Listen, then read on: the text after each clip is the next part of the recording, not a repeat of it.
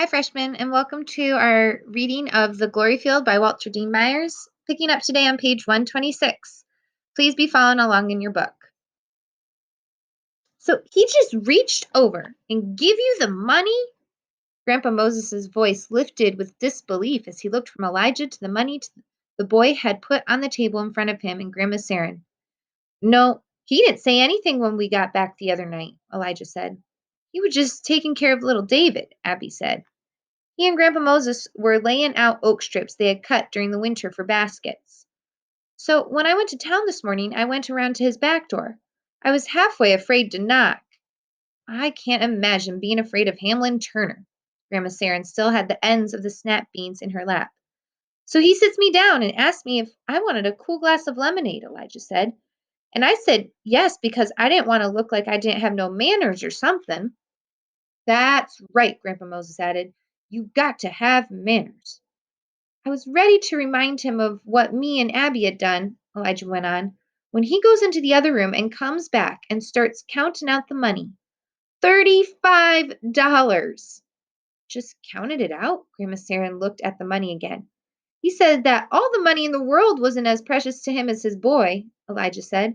He looked real touched. Then he told me how Sheriff Glover talked to him about the money, too.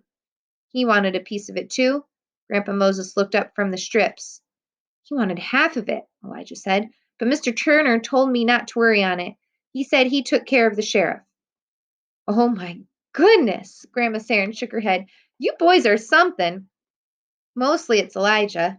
Abby straddled a chair he had turned backwards. I said, look at old Elijah, talking to them white folks like he a regular businessman. We can't take all this money, Grandma Saren said. You got to buy yourself something nice with a part of it. Then we can take the rest what's left over and pay the taxes. I ain't seen $35 stuck money since Skippy was a pup. What's stuck money? Abby asked. Stuck money is money what comes in your hand and sticks there for more than 2 minutes, Grandpa Moses said. A black man don't see no stuck money. What we see is scratch money. The white man give you money in one hand and then he scratch on his paper to see what you owe him, and then that money go right back to him. What you boys, what you young men want for supper tonight? Grandma Saren asked. What you gonna have? I was just thinking on having some fried chicken, collard greens, and some candied yams. But now it looks like I'm going to have to add a rhubarb and store cheese pie to it. Sounds good to me, Elijah said. Sounds real good to me. Elijah worked the sunny side of the glory field, and Grandpa Moses and Abby worked the shady side. He felt good, better than he ever remembered feeling. This is what it was like being a man, he thought. Working out in the fields with your family and knowing your taxes were paid and having somebody like Grandma Saren fixing your supper. It was as if he was stronger than he had ever been, and taller. Elijah couldn't be still. He couldn't sit still, and he couldn't stand still either. Not with the way Grandpa Moses and Grandma Saren had looked when he gave them the money. That was the way it was supposed to be. Everybody excited and thinking about what they were going to be doing. He reached down and picked up a handful of dirt, saw the way it looked in the light part of his palm, and squeezed it as tightly as he could. It was Lewis land, and it would be Lewis land. He remembered Henry's mother saying how she knew when the colored boys went off to fight in the war that they were going to win it for the Union. They had gone out scared, she had said, and had come back strutting so tall and proud it had brought tears to her eyes. Some of the men who had fought with the Union got a hard time from the old Confederate soldiers when they came back and had to leave Curry. Uncle Joshua had to leave, but he left standing like a man. Then Elijah let his mind wander. He imagined a rich white man coming all the way down from Philadelphia and going out sailing with his family. Then there would be another storm, and he would lose his little boy just like Mr. Turner had lost David. Then Elijah changed his dream so that the man from Philadelphia would lose a little girl, just to make it different. Then he thought about it some more and thought he'd better make it a little boy. In his dream, it was twice as hard as it was with David. He had him and Abby hanging on to the side of the boat, and maybe Sheriff Glover would jump off and swim back to shore, shouting something about how nobody could save the child because the storm was too bad. But he and Abby would save the child, and the man from Philadelphia would give them $100 cash money. How did Grandpa Moses call it? Stuck money. Yes, that would be it. Stuck money. The storm had given the ground a good soaking, which meant they would have to weed again before the week was out. Weeding was back-breaking work, but it had to be done. Elijah thought that if he and Abby could earn some money with the boat, maybe they could get their own fields. It would be a part of the Lewis family land, but they would buy it on their own.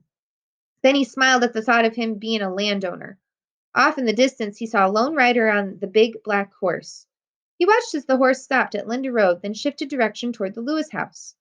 He could tell it was Sheriff Glover and turned back to his weeding. He pushed the hoe under a small patch of weeds and racked it gently until they came up. He looked to see if he had gotten the roots, saw that he had, and then chopped through it. Out of the corner of his eye, he could see Glover coming. No big rush, his hat pulled down over his eyes. If he thought he was going to get any more of the money, Elijah thought, he was dead wrong. They hadn't needed him out there in the first place. All he had done was to tie up Foster's leg to a branch and drag him down to the shore. Foster had died anyway. The next weed he didn't lift.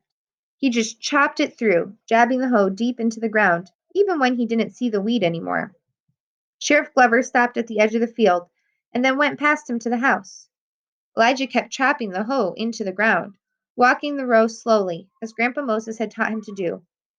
He saw Sheriff Glover talk to Grandma Sarum from the back of his horse, then wheel the animal around and start back down the road as casually he had come. From the distance, Elijah saw Grandma Sarum gather her skirt to her hands and go quickly into the house. He turned and looked at Sheriff Glover as he rode slowly past, not looking at Elijah, or even apparently mindful of his presence. Soon Goldie appeared at the front door and came tearing across the field, her skirts flying behind her. Elijah rested his hand on the hoe and waited. He turned his head slightly and saw that Sheriff Glover had already crossed Linda Road. Elijah, we got trouble! Goldie's face was already streaked with tears. What's the matter? Elijah turned again and saw Sheriff Glover almost out of sight. Sheriff Glover came and told Grandma Sarum that some men are going to come tonight to give you a whipping. Ain't nobody? Elijah felt the anger well up in him. He looked away from Goldie, across the neatly kept fields, and then back into her tear-stained face. Ain't nobody giving me no whipping. He better bring about 10 guns if he's gonna whip me.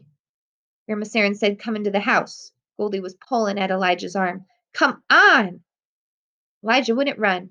He walked slowly across the field, ignoring Goldie's pleas for him to hurry. He thought about Sheriff Glover and wondered if he could take him.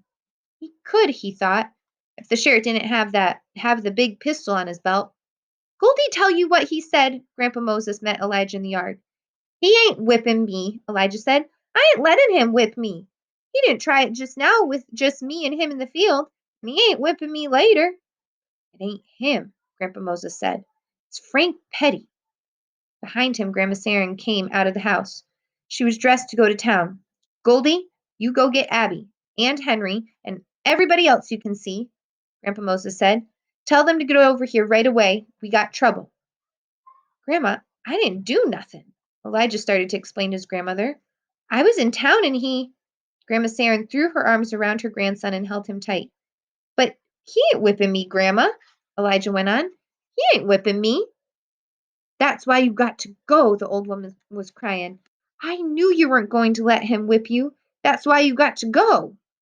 Grandpa Moses, Sheriff Glover said that Petty got a bunch of men in town and they getting all liquored up, Grandpa Moses said. He told them he wasn't going to stand for no killing, and they said they were just going to whoop you. You can't trust them when they sober, so how you going to trust them when they liquored up? Can't we stop them? Goldie asked. Best we can do is to get all the men folks we can who got guns and just sit here and wait for them to come, Grandpa Moses said. Then we can tell them that you gone and hope they're satisfied with that. If they ain't, then we'll just have to hope there's no killing. Sheriff Glover said I should go? No, he just come out to warn us to expect trouble. He said you got to do what you got to do. Grandma Sarah's body was heaving up with grief, and the tears ran freely down her face. Why can't they leave our men alone? That's the way things are, Grandpa Moses said. The only way some people can see their own manhood is by pushing somebody else down. If you want us to fight them, we'll get the guns. Ain't no Lewis scared, if that's what you want us to do. If you want to go, you can head up to Chicago, way like Joshua and Neela. Joshua's getting old now, but he can get you a place to stay if that's what you want to do. Grandma Saren, Elijah's eyes filled with tears. You know I can't stand for no man to whip me. I'm as much man as anybody alive. I know, Elijah, Grandma Saren said. I know. You fix me something to eat on the way? Grandma Saren nodded and turned away. Elijah put his good pants and 2 clean shirts in a sack with his good shoes and a fresh pressed collar. Abby couldn't talk. He just sat in a corner and stared at his hands until it was time to hitch up the team. It was Grandpa Moses who brought out the shackles. He brought them out and stood in front of Elijah. First man that we can remember in our family come here wearing these, he said. This is where we come from and what we overcome. It's up to you where you go from here. You hear that? I hear that, Elijah said. I hear it. The waiting room at Elksdale had been closed since the war. The windows were boarded and debris was piled against the side wall. Carrie Epps had driven them to the small water stop 6 miles from town. Carrie sat on the wagon, a shotgun across his lap, alone in his thoughts. Goldie stood next to Elijah beside the wagon, both of her arms around him, her head against his shoulder. The first train out was headed north toward Canada. Elijah would have liked to have caught a train toward Savannah, where his parents were, but one wouldn't be along until the next evening. Wasn't right, he thought, to have to go where the first train took you, to have to follow the tracks instead of what was in your heart. Remember when you was little, I used to rock you and tell you how me and you was going to ride in a fancy rig down King Street? Grandma Saren looked up at the tall black man before her. I should be back there with the men, Elijah said. I can handle a gun same as any of them. Elijah, Elijah, Grandma Saren rubbed the back of her hand. It ain't about handling a gun. It's about going on and looking for a better day. And that's what you got to do. You a Lewis. And you got something in you what's been passed down from generation to generation, from man to man. We come a long way from them shackles to now. We still got so long to go. Everything was so good this morning. It's still good, Elijah, Grandma Saren said. It's still good. As long as God is still ruling heaven, it's still good. Just don't forget you're a Lewis, and we're family. I know you're going to make that mean something. You write us, and we can figure out what's what down here and let you know. Grandma Saren was crying again. What made him feel worse than anything was the $17 he had in his pocket. She had made him take it to have something to live on until he found some work. An old white man in overalls and a straw hat pulled a buckboard up next to the closed station. He saw Grandma Saren, Goldie, and Elijah and nodded. Grandma Saren nodded back. The whistle of the train seemed to come from 1,000 miles away. Goldie had helped make the basket of food he was taking. She handed it to him and whispered in his ear that she loved him. Liza kissed Grandma Saren, who turned quickly away and went to the wagon. You ain't going to marry nobody till... I ain't going to marry nobody till you get back, Elijah. Goldie finished the sentence for him. I won't even think of nobody or nothing until you get back.